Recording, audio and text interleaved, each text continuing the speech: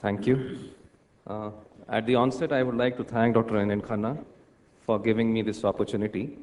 We at Apollo Hospital, in our unit, headed by Dr. Sanjeev Jasuja, are actively involved in interventions for the vascular access, and Dr. Khanna has been providing constant support for that also. I would like to present 3 interesting cases where we have managed complications of the vascular access. Coming to the first case, this 24-year-old female had undergone renal transplant about 8 years ago, and prior to transplant, she had received hemodialysis through temporary dialysis catheters for about 8 weeks. She had now revisited end-stage disease and had been on hemodialysis again since last 3 months through a left radiocephalic AV fistula, created about 5 months ago. About a month and a half back, she had been started on ATT from some other hospital, and this was the X-ray she was carrying. Her pleural fluid analysis was exudative with predominant lymphocytes, and AD of the fluid was negative. She came to us with complaints of progressively worsening weakness of the bilateral lower limb since 2 to 3 weeks. She was bedridden and was dependent for her daily routine activities. She was on 5 antihypertensive drugs, and probably for this reason, rifampicin was not prescribed to her. Positive findings revealed a hyperdynamic AV fistula with flows more than 1500 mils per minute, features of superior vena cava syndrome, and prominent veins on the anterior chest wall, and she had paraparesis. She was taken up for dialysis every alternate day, and we wanted to decongest her thoroughly. A detailed neurological evaluation was done by the neurologist for paraparesis. Her MRI, CSF, NCV, and EMG were all uncontributory.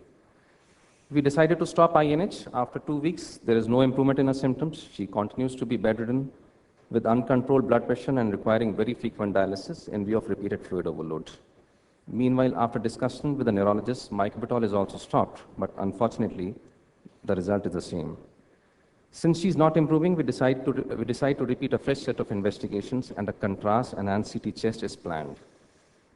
This shows complete occlusion of the bilateral brachiocephalic veins and a moderate to almost significant left-sided pleural effusion. An angiogram is done with Dr. Khanna's help, and this shows total complete occlusion of the left brachiocephalic vein. An attempt to angioplasty the left brachiocephalic vein is unsuccessful due to complete total occlusion. But the right subclavian, which also revealed partial stenosis, could be crossed, and angioplasty and stenting of the right subclavian vein is done.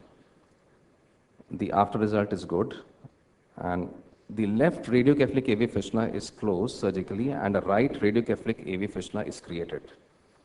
Meanwhile, she is given dialysis through a femoral pump cath. 4 days later, we repeat her chest X-ray, and we get very good results. Her breathlessness improved, and she required only 2 antihypertensive drugs to control her blood pressure. Her lower limb weakness starts improving, and a month later, she walks into the dialysis room. We concluded, after discussion with the neurologist, that probably the vertebral channels which had opened up were compressing the spinal cord and had resulted in paraparesis. Coming to the second case, this 55-year-old female, hypertensive, non-diabetic, CKD since last 3 years, was started on dialysis through a jugular dialysis catheter. She presented to us with severe sepsis, was managed with antibiotics, regular hemodialysis was done through the femoral axis. After sepsis control, repeat jugular dialysis catheterization was done. After 2 sessions of dialysis, which were done through the catheter, she was complaining of some pain at the site of catheter. On the 3rd dialysis, she had a cardiac arrest immediately after starting dialysis. She was resuscitated, put on inotropic and ventilatory support. This was her chest X-ray. There was a marked decrease in hemoglobin. Hemothorax was suspected, and immediately an ICD was put, Paxil transfusion were given, and she became hemodynamically better. After the ICD, this was her chest X-ray, and surprisingly, the dialysis catheter seemed to be in position, but when we did a CT angio, it was showing that it had almost ruptured the jugular vein and was lying just above the pulmonary trunk. This is a lateral picture. And at this point, I would request Dr. Khanna, who did the intervention for this. What we did was, this was a catheter going across the vein, and into the artery, perforated the artery. We saw it in the CT, and then we thought, if we take this catheter out, she's going to bleed. So we passed in a wire from the brachial artery, and all the way across. And then after this, we parked the covered stent right at that position, and we immediately pulled out the catheter from above and then placed the covered stent and then sealed the vessel. So there was not any significant bleeding because there was hardly any time to bleed. And this is the result which we got. And it doesn't play now. So this is a covered stent, and we could prepare this site of perforation and send this patient home maybe as usual without any delay. Thank you, Dr. Khanna.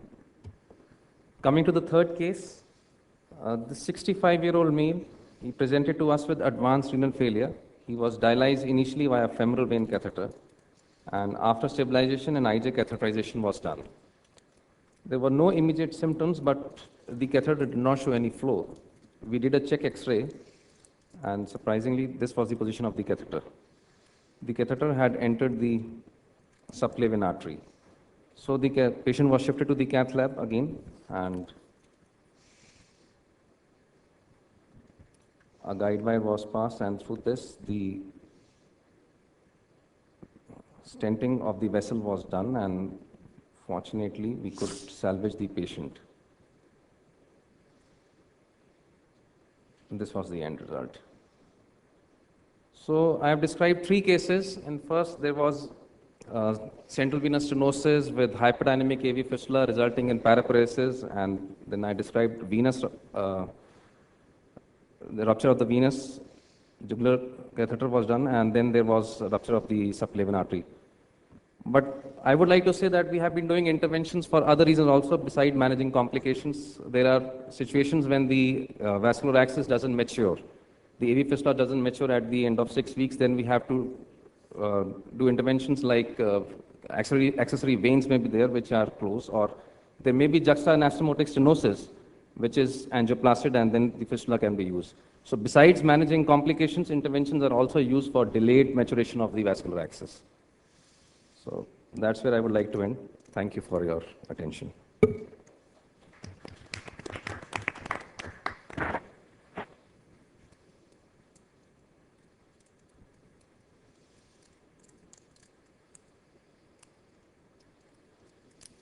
Any questions, please?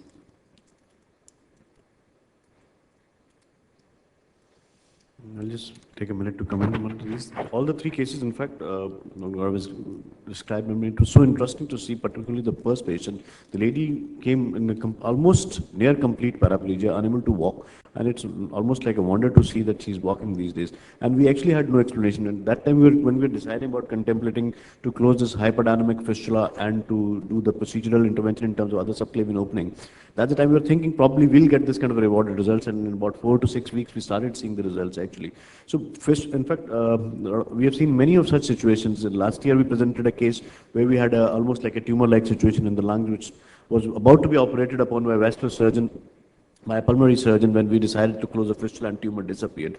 So these kind of, as the dialysis patients are living longer, and nephrologists are getting more chance to treat these patients, and vascular excesses are getting exhausted, and newer and fanciful vascular excesses are coming in position, and we are finding a different kind of unique complications. And the role of interventionists, particularly the radio interventionist or the cardiothoracic interventionist or peripheral vascular interventionist or a nephrologist becoming interventionist, is becoming very much these days. And nephrologists are taking, I mean, Gaurav does a lot of interventions himself. He's priming into a nephrologist who's is claiming to be interventional nephrologist now, like a cardiologist.